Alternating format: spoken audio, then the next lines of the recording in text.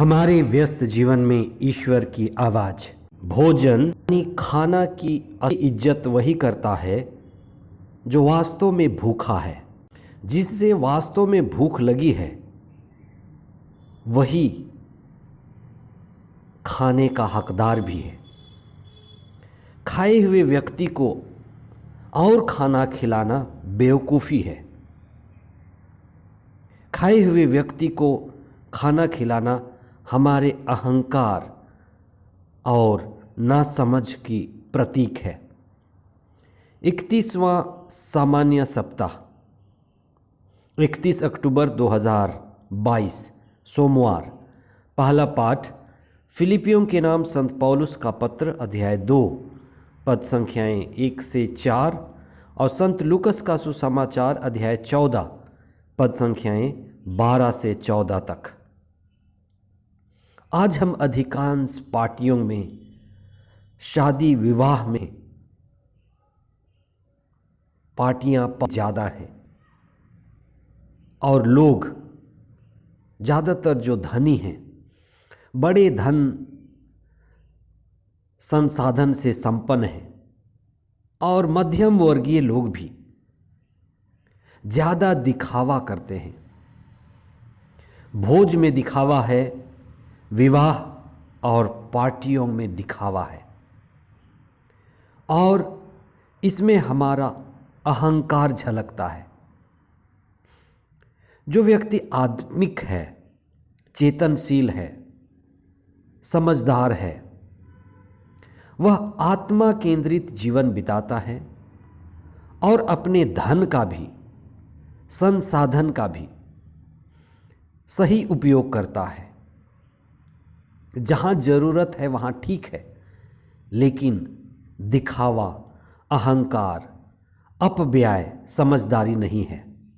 हमें आत्मा और आत्मिक चीज़ों में जो हमारी चेतना को ऊपर उठा सकता है, अच्छाई बढ़ा सकता है, लाता है और समझदारी के साथ पार्टी में, भोज में, विवाह में पैसे खर्च करने की ज़रूरत है।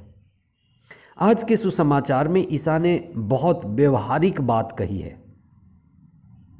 वे लोगों से कहते हैं कि तुम्हें किनको भोज देना है, उनको नहीं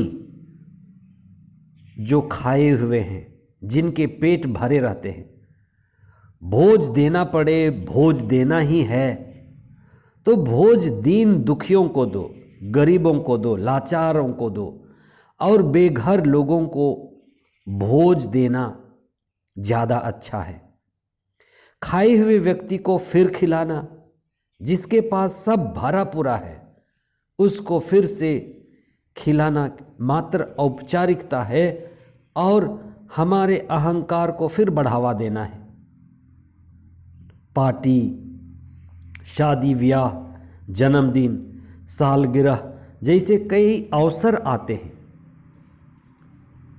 और कई बार लोग अचेतन, बिना होश के जो देखते हैं, जो लोग करते हैं, वही हम भी कर बैठते हैं।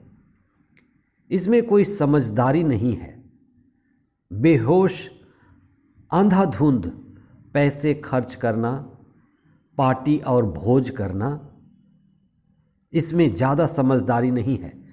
बहुधा यह देखने को मिलता है कि ये सब अहंकार के लिए होता है। पर कुछ लोग बहुत समझदार भी हैं, उदार हैं और विनम्र लोग भी हैं।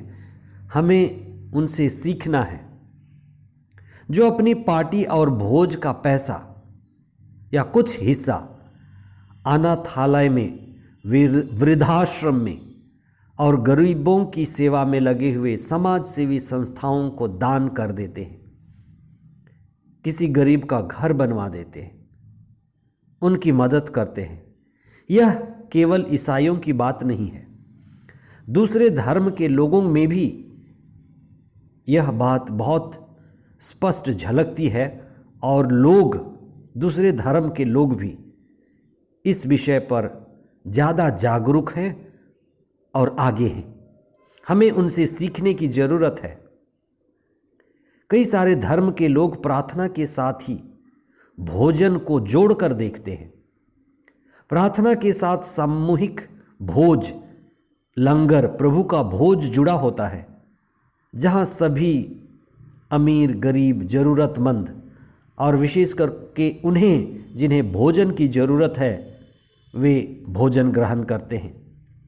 इससे लोगों में एकता, मेल मिलाप और समरसता भी बढ़ती है। ये बढ़ावा देने वाली बात है। आज के पहले पाठ में संत पौलुस हमें विनम्रता की बात सिखाते हैं। वे कहते हैं कि दूसरों को स्वयं से ज़्यादा बेहतर समझना, यह विनम्रता की निशानी है।